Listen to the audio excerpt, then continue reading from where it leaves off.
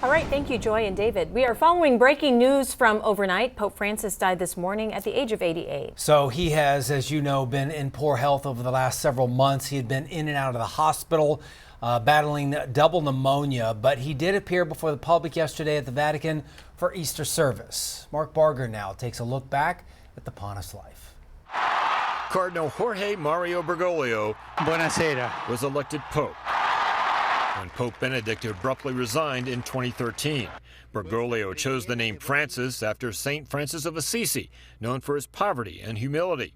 Francis was the first pope to come from Latin America and the first to take the name Francis. In his opening appearance as pope, he asked that people pray for him.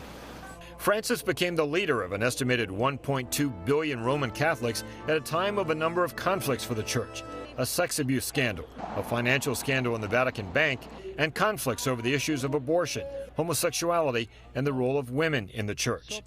Within days of beginning his papacy, Francis made choices that revealed he would be a different kind of pope. He shunned the regal garments and trappings of previous popes. He paid his own hotel bill in person, and he chose to live in a modest apartment instead of the lavish papal residence. It was clear from the start that Francis loved interacting. He kissed children, wore hats from the crowd, and posed for pictures. Don't get tired of bringing the mercy of the Father to the poor, the sick, the abandoned.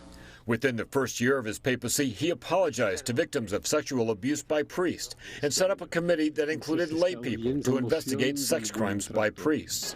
The wave of sexual abuse scandals within the church proved to be the greatest crisis of Francis' tenure. In 2015, he was criticized for supporting a Chilean bishop who was accused of covering up sex crimes against minors. Francis later admitted mishandling the situation and asked for forgiveness. Another abuse bombshell rocked the Catholic Church in 2018.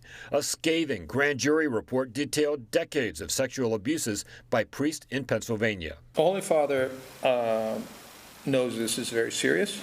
Holy Father knows this can shake the faith of the people in the pews. The Vatican condemned the abuse as criminally and morally reprehensible and said Pope Francis was on the side of the victims. Through it all, Francis maintained his reputation as a reformer. He set up a hand-picked committee of 8 cardinals to discuss reforming the Vatican bureaucracy. He made headlines for his apparent acceptance of homosexuality and for warning about the dangers of climate change. Pope Francis also played a key role in the talks to restore full diplomatic relations between the U.S. and Cuba in 2014. He also spoke frequently about the importance of women in the Catholic Church and changed the Church's stance on the death penalty, declaring it unacceptable in all cases. Having had part of one lung removed as a young man, Francis had long battled health problems, especially bouts of acute bronchitis in winter. In recent years, he had been using a wheelchair, walker, or cane when moving around his apartment. Mark Barger, NBC News. So there will now be 9 days of mourning in the coming days. The Pope's body will be dressed in papal vestments and displayed there at St. Peter's for public viewing. Then there will be the conclave, the choosing, the selecting of the next pope. That will be in 2 weeks. We'll have more throughout the morning right here on News 4 San Antonio.